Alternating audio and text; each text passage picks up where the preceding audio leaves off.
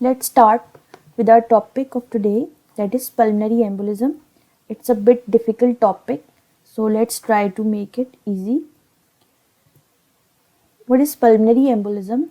Its definition is lodging of a blood clot in the pulmonary arterial tree with subsequent increase in pulmonary vascular resistance and impaired VQ matching, that is ventilation perfusion matching, and possibly reduced pulmonary blood flow. What is the etiology or pathogenesis? One of the most common cause of it is the one of the most common cause of preventable death in the hospital. What happens is sometimes there is proximal leg thrombus. Thrombus from it travels to calf, then to proximal veins. Then always suspect pulmonary embolism if patient develops fever, sudden dyspnea, chest pain, or collapse from 1 to 2 weeks after surgery. What happens is there are clots or thrombus that dislodge from the proximal veins and then they go to pulmonary circulation. So the patient develops sudden dyspnea, chest pain, and fever. So what are the risk factors of venous thromboembolism? So it is a mnemonic thrombosis.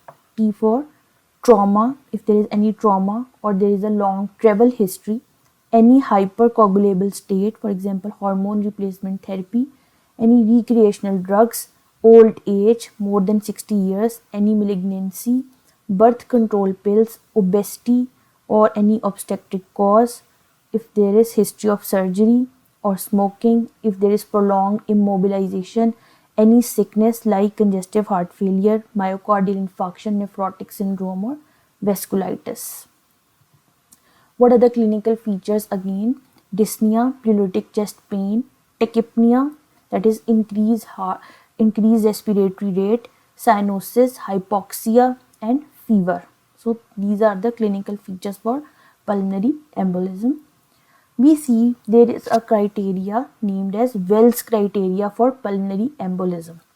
So there is a scoring system. If there is previous history of DVT or pulmonary embolism, then we give score plus 1.5. Heart rate more than 100, we give plus 1.5. Recent immobility or surgery plus 1.5. Clinical signs of deep vein thrombosis, then plus 3.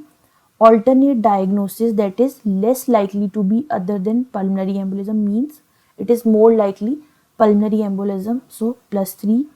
Hemoptysis plus 1. Carcinoma plus 1. So if in the patient's history there are points less than 2, so there is low probability. If it is between 2 to 6, then it is intermediate probability. If it is greater than 6, then patient is having high probability of thromboembolism. So there is a criteria known as PERC criteria. It is the pulmonary embolism rule out criteria through which we can rule out that the patient has pulmonary embolism. So what are the points of ruling out? If age is less than 50 years, heart rate is less than 100 beats per minute, oxyhemoglobin saturation more than 95%, no hemoptysis, no estrogen use, no prior DVT or pulmonary embolism, no unilateral leg swelling, no surgery or trauma requiring hospitalization within the past 4 weeks. Acute pulmonary embolism can probably be excluded without further diagnostic testing if the patient meets all the PERC criteria and there is a low clinical suspicion for pulmonary embolism. So if the patient meets this PERC criteria, so we don't need to further investigate for pulmonary embolism. Evaluation of a suspected pulmonary embolism, but if we suspect, so there is two things. One is low clinical probability and one is intermediate or high probability. In low clinical probability of embolism, we see D-dimers. If the D-dimer test is positive, CT scan is also positive, means the patient is ruled in for pulmonary embolism. If D dimer comes out negative, but CT scan also comes out negative, so the pulmonary embolism is ruled out, means there is no pulmonary embolism.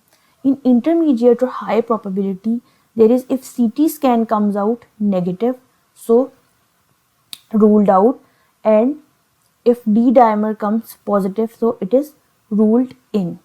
So what are the notes? So we use D dimers only if low clinical probability, otherwise we go straight to CT. So if the patient have high signs and symptoms and the suspicion for pulmonary embolism is high, then we will go straight to CT, and if the probability is low, then we start with D dimers. So we use VQ scan in the patients if the patient have CT contrast allergy from contrast, or if he or she had renal failure, or if the patient is pregnant. Negative VQ scans, they rule out diagnosis. If the VQ scan comes out to be negative, so it rules out pulmonary embolism. And high probability VQ scans only rules in the diagnosis, means that the diagnosis can be made of pulmonary embolism, and if also there is high clinical suspicion. And if the VQ scan comes out to be inconclusive, so it will require leg ultrasound. Then we will proceed to leg ultrasound to look for deep vein thrombosis, or we go for CT. What is the approach to suspected pulmonary embolism? It need to investigate via PERC score.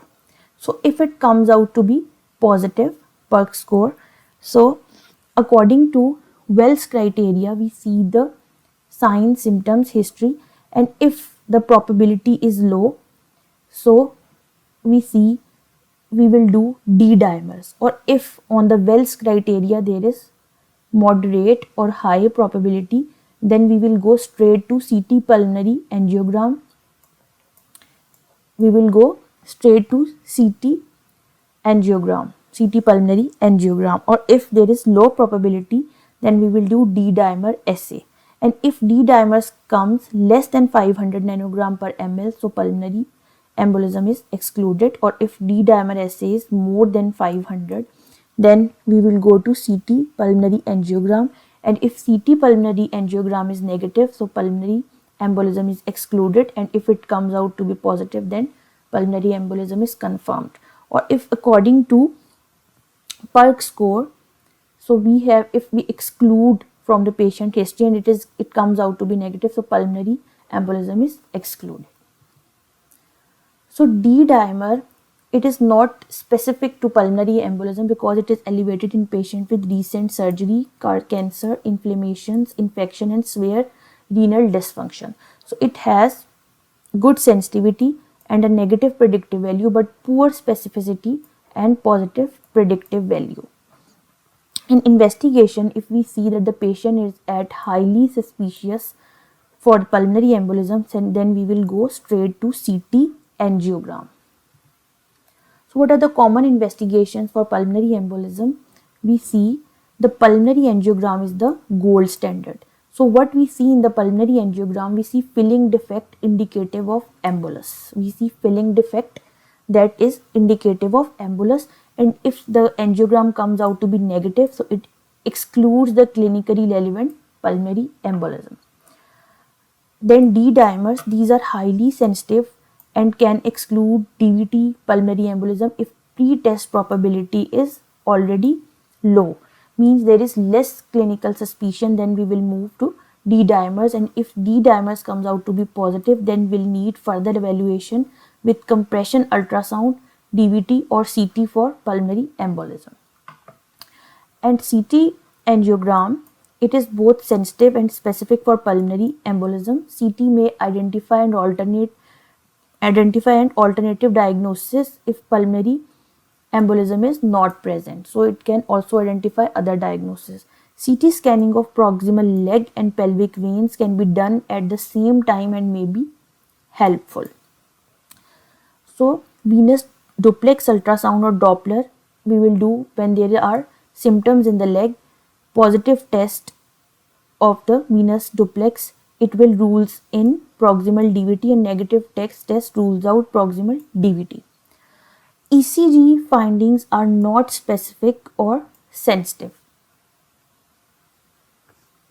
So when there is, due to pulmonary embolism, there is right ventricular strain, so S1, Q3 and T3 pattern on ECG same with massive pulmonary embolism. So it is a classic ECG finding of pulmonary embolism S1, Q3, T3. In this there will be inverted T3, but most commonly sinus tachycardia is only seen. So in chest X-ray, it is frequently normal in pulmonary embolism patient. There are no specific feature, but sometimes a Hampton sign, that is a cone-shaped area of peripheral opacification representing infarction, is seen. We will see a picture of the Hampton sign in the later slide. And also there is a Westermarck sign, that is dilated proximal pulmonary artery with distal oligemia, that is decreased vascular markings, difficult to access without prior films. VQ scan, it is very sensitive but has low specificity.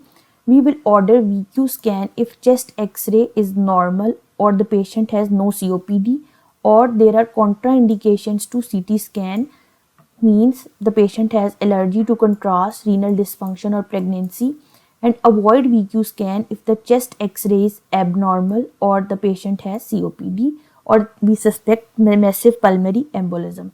So results, if it is normal, so it excludes the diagnosis of pulmonary embolism, and if there is high probability, so most likely it means pulmonary embolism is present unless the pretest probability is low. Echocardiogram is useful to assess massive or chronic pulmonary embolism, but it is not routinely done for this. ABG is no diagnostic use in pulmonary embolism, insensitive and non-specific, but it may show respiratory alkalosis due to hyperventilation. Due to hyperventilation, there will be carbon dioxide loss, so there will be respiratory alkalosis. So the radiographic sign, there is Hampton's hump, that is the wedge shape infarct. You can see this. Treatment: admit the patient for observation. Stable patient with DVT only may be sent home on low molecular weight heparin. Oxygen supplementation will do target oxygen saturation will be greater than equal to 90%. Pain relief, analgesia if chest pain, and mostly narcotics or acetaminophen are given. Then acute anticoagulation, it is should be started as soon as possible, in which therapeutic doses of subcutaneous low molecular weight heparin or fondaparinux or unfractioned heparin or oral factor 10A inhibitors are, or direct thrombin inhibitors are given. So what anticoagulation do? Anticoagulation stops the clot propagation, prevents new clots, and allow endogenous fibrinolytic system to dissolve the existing thromboemboli over months. So subcutaneous low molecular weight heparin, so it should be avoided or reduced dose in renal dysfunction. Subcutaneous heparin, so it should be avoided or a reduced doses given in renal dysfunction. So IV heparin, if we give IV heparin, mostly a bolus of 75 units per kg, usually 5000 units, followed by infusion starting 20 units per kg per hour is given, and the aim of APTT 2 to 3 times control should be the aim for APTT. So in long-term anticoagulation, for most non-pregnant patients who do not have renal insufficiency or active cancer, first line is direct oral anticoagulants rather than warfarin. So we give direct oral anticoagulants that are rivaroxaban, epixaban or dabigatran. So these are preferred than warfarin. So sometimes we should start warfarin at the same day as low molecular weight heparin and overlap warfarin with low molecular weight heparin for at least 5 days and until INR in target range of 2 to 3 for at least 2 days, and it should be used for patients with severe renal insufficiency.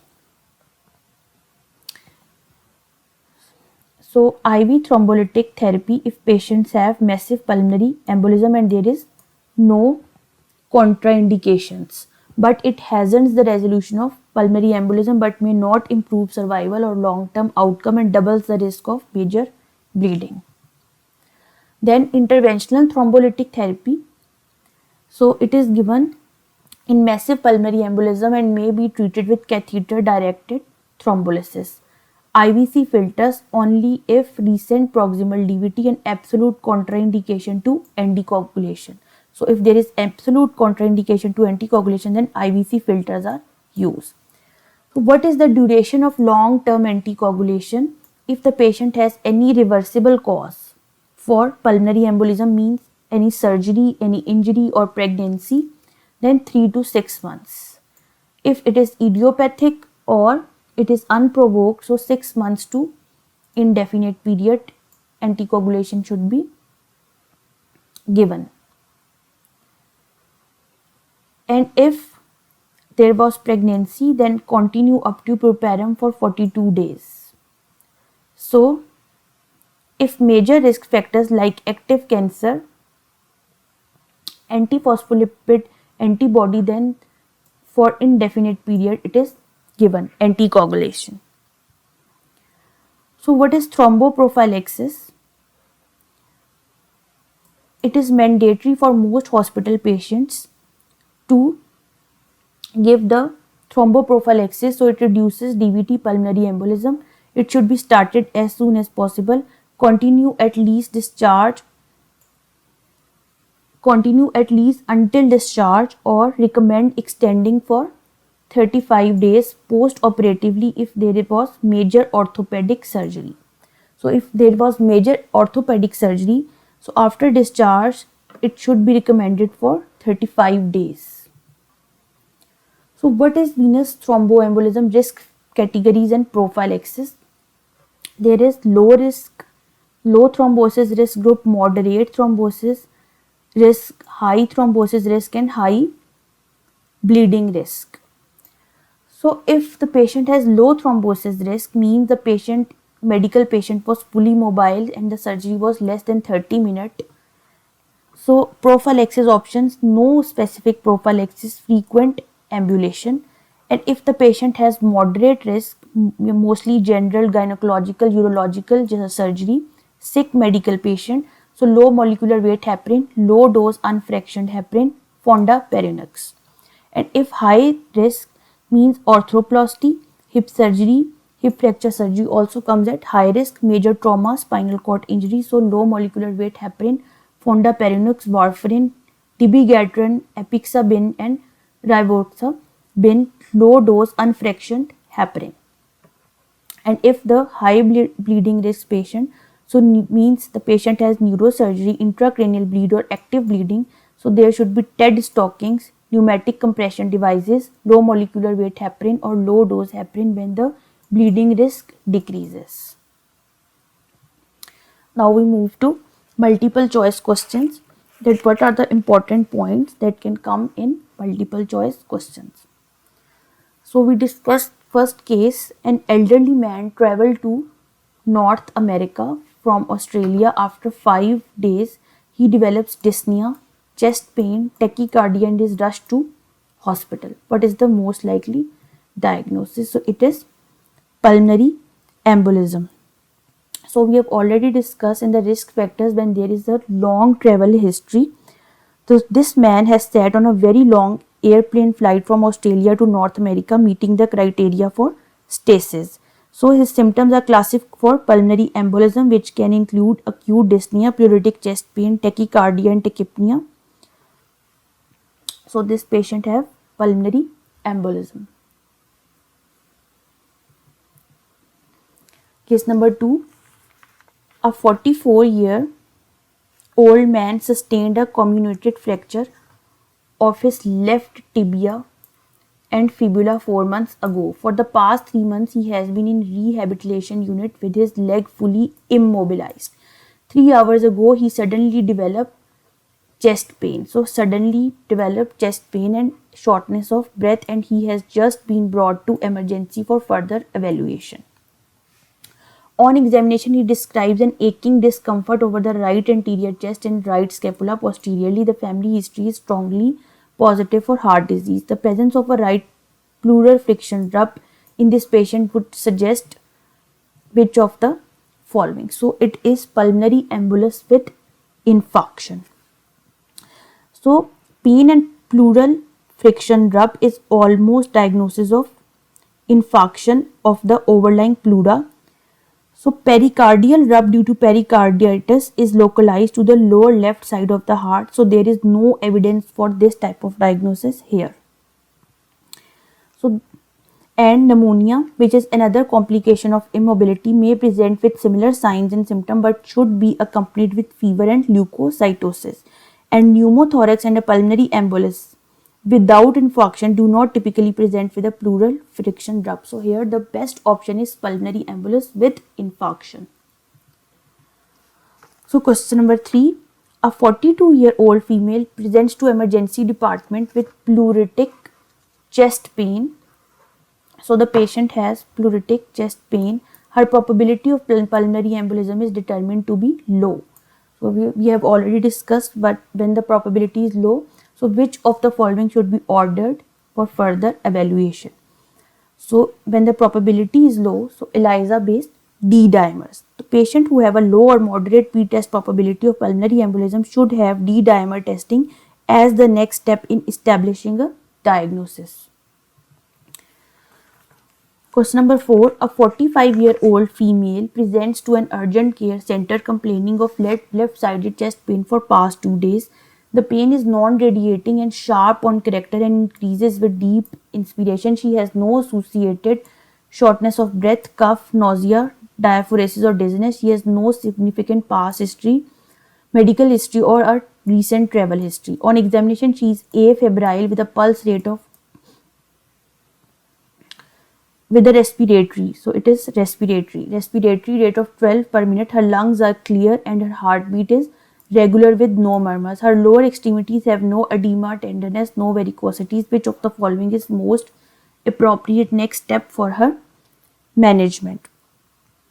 So this patient has also a low pre-test probability of pulmonary embolism based on the Wells criteria because he has no recent travel history, no past medical history, and respiratory rate is also within normal limits. So she would be a good candidate for a high sensitivity D dimer test with a negative test indicating a low probability of venous thromboembolism. Next question. When considering a diagnosis of acute symptomatic pulmonary embolism, so when we consider a diagnosis of acute pulmonary embolism, which of the following diagnostic modalities would be the best to detect it? So the best gold standard is computed tomography, angiography. So the CT angiography, it is considered as standard in detecting the pulmonary embolism. So a 60-year-old, now next question, 60-year-old female presents to the emergency department complaining of shortness of breath. She arrived from Australia yesterday after a long visit at her daughter's. She has developed swelling of her left leg yesterday evening followed by shortness of breath that began today, and her past medical history is unremarkable. Vital signs are significant of pulse of 120 beats per minute and a respiratory rate of 24 per minute. Physical exam is not contributing except for swollen tender left leg. Chest x-ray is normal. Which of the following arterial blood gas test findings would suggest pulmonary embolism? So in these options, the best option is decreased PaCO2. Why? Because this option decreased AA gradient. What is this? This is actually alveolar arterial gradient, AA gradient. It is a measure of the difference between the alveolar concentration of oxygen and the arterial concentration of oxygen.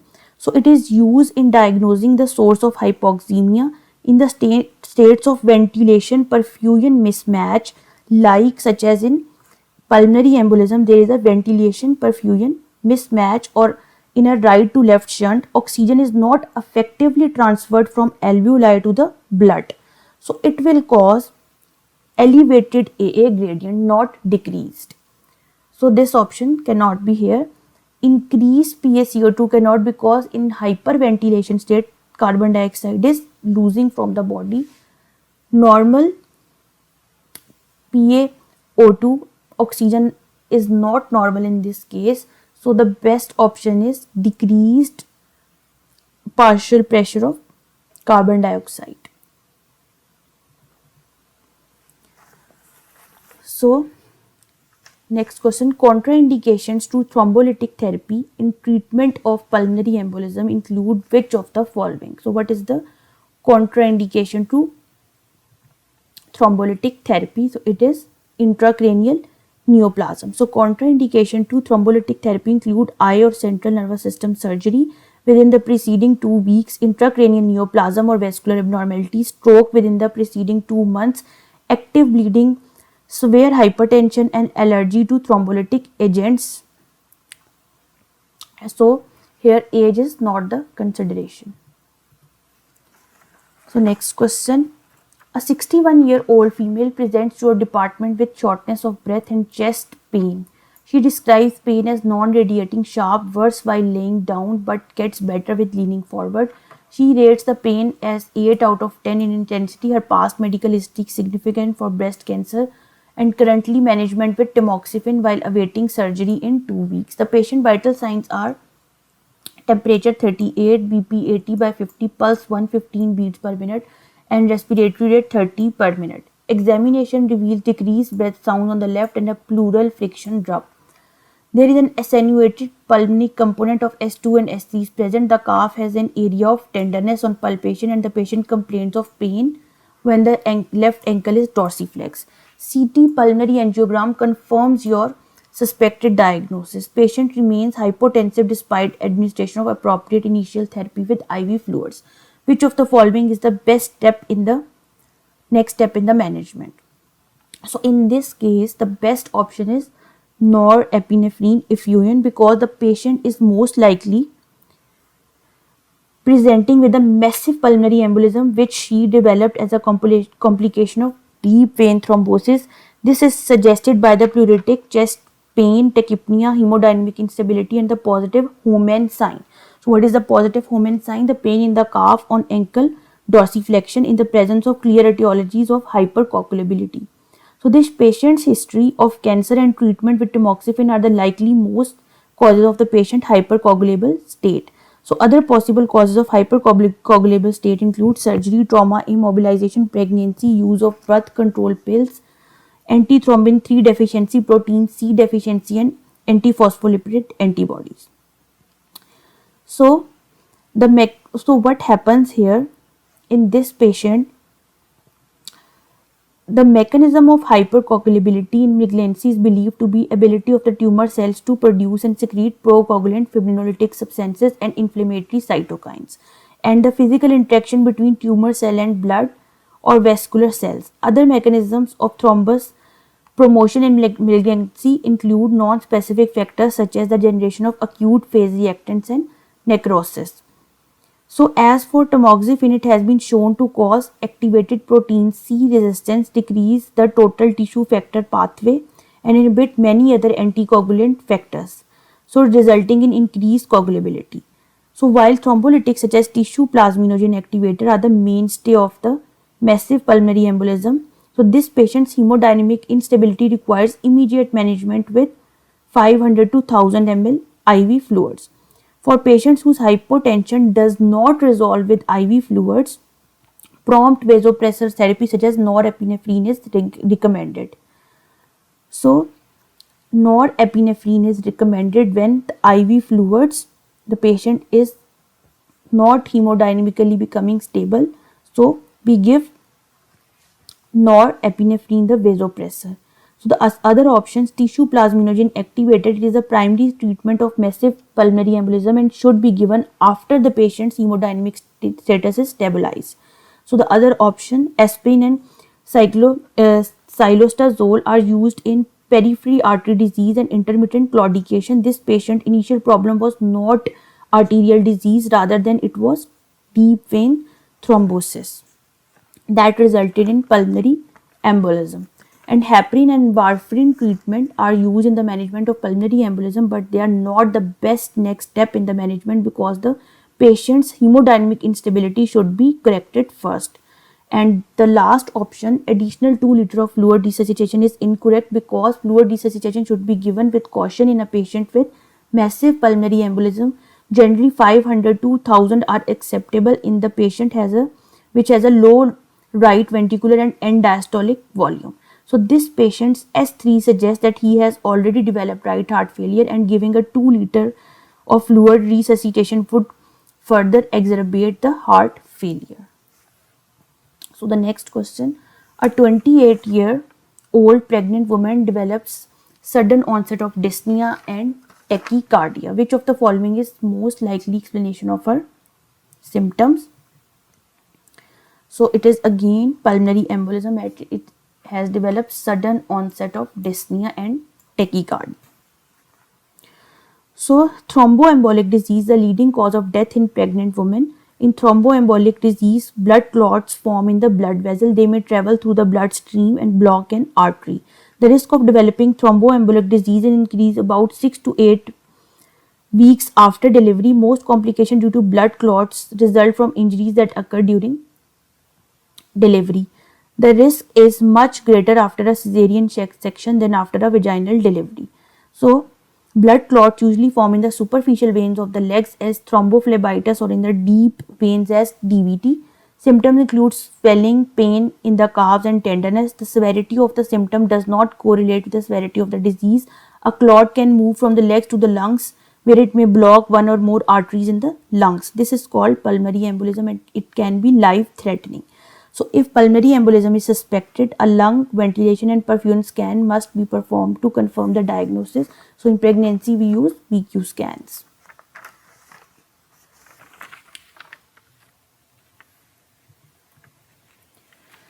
Now, a 37-year-old female gravida 3 para 2 presents to a department in early labor at 40th week of gestation. So now she is in labor, and at 40 week of gestation, the cervix is 4 cm dilated, 40% E-phased, anteriorly positioned, firm, and fetal station is at T3. The patient has a contraction every 5 minutes. She is given an epidural anesthesia with bupivacaine. After 3 hours, labor induction is considered. The cervix is ripened with dinoprostone and oxytocin infusion is given to augment contraction. The patient delivers a 4200 gram baby boy with EPGAR score of 7 and 9 at 1 and 5 minutes respectively. While awaiting placental removal, the patient has developed tachypnea with 35 respirations per minute. Oxygen saturation dropped to 78 and her BP is 85 to 40 mmHg. Immediate intubation is done and blood transfusion is started. 15 minutes later, the blood oozing is noted at IV site. Which of the following is the most likely diagnosis? So, mostly at the time of delivery, if the patient develops the symptoms like pulmonary embolism, sudden tachypnea, and the patient has respirations 35 respirations per minute and oxygen saturation drops suddenly and BP also comes, so she becomes hypotensive. So it at the time of delivery, if the features are like this, so it is amniotic fluid embolism. So this patient's dramatic change of status with rapidly developing dyspnea and hypotension and possibly disseminated intravascular coagulation manifested by oozing of blood at the IV site after labor induction is suggestive of amniotic fluid embolism. So last question, a 32-year-old woman at 21 weeks gestation presents with acute shortness of breath and pleuritic chest pain. Her medical history is significant for anti-phospholipid antibody syndrome. Which of the following is the most helpful in confirming the diagnosis? So we have discussed in pregnancy we use ventilation, perfusion, scan. So with the hypercoagulated state of pregnancy combined with a history of antiphospholipid antibody syndrome, this patient most likely has developed a venous thrombosis leading to pulmonary embolus. So perfusion scan alone is recommended initially, and the ventilation scan is added when perfusion defects are noted. So pulmonary angiography might be necessary if lung scan findings are of low probability or indeterminate and clinical suspicion remains high. So first of all, the best option in pregnancy for the investigation of pulmonary embolism is ventilation, perfusion, scan. So hope you have understood the many options that can be in the exam for the multiple choice questions, how they can come for pulmonary embolism. So might you have gained some idea. Thank you.